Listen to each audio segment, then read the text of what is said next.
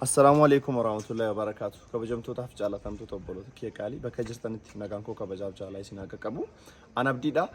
Daa'imni inni cinaatti argamu kun maqaan isaa Mubaarik Naasir jedhama. Mubaarik Naasir jechuun immoo guyyaa 5 dur yoon dogoggoruu baadhee karaa irratti konkolaataadhaan rukutamee namtichi rukute sun hospitaala geessee hodhisiisetuma baasee karaa irratti gate.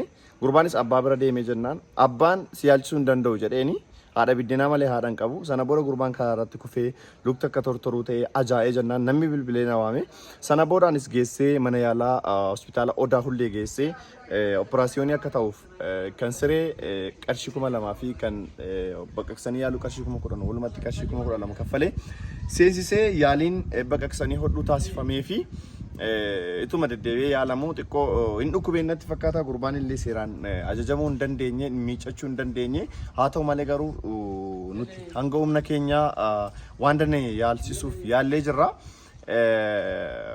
Asirratti obboloonni koo deeggarsa naa taasisan namoonni lama jiru. Isaanis biyyuma keessaa hiriyoota koo abukaatoo Daanii fi obboleettii kiyya Luulaan qarshii 1,000 Daaniin qarshii 2,000 deeggarsa naa taasisee jira hanga ammaatti jechaadha. Isaan lamaaniin galateeffachuun barbaada. Amma gurbaan operaasiyoonii ta'eera. Yaaliin baqaqsanii hodhuu luka isaatiif taasifamee jira jechaadha. Garuu guyyaa guyyaatti hospitaala yookiin immoo kellaa fayyaa deemee miicisiifachuu qaba waan ta'eef amma deemee bakka abbaan jiru abbaa dhaqee miillatti kufee kadhadheetan guyyaa guyyaatti akka inni kana booda qarshii inni kaffalu hin jiraatu.